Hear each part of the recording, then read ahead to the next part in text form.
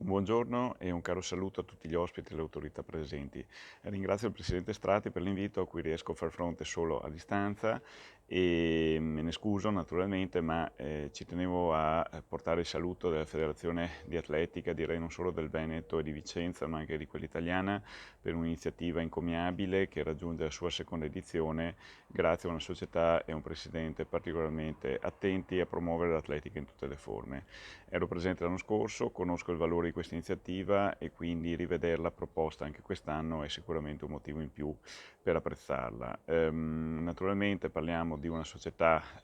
molto capace, una società particolare perché ha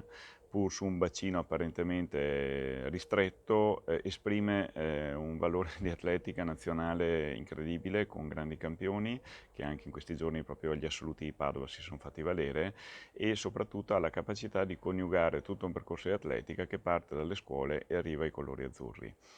Questo su un progetto più ampio di territorio che riguarda il sistema atletica vicentina, che quindi a sua volta beneficia di questa importante realtà come quella del Cassola,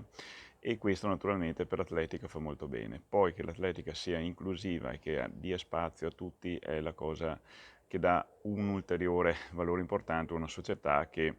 proprio poche settimane fa ha raggiunto anche un traguardo importantissimo che è quello della possibilità di realizzare una struttura indoor che darà ancora maggior più sviluppo alle capacità di questo straordinario gruppo. Un caro saluto e un in bocca al lupo a questi grandi atleti che si sfideranno nel prossimo fine settimana.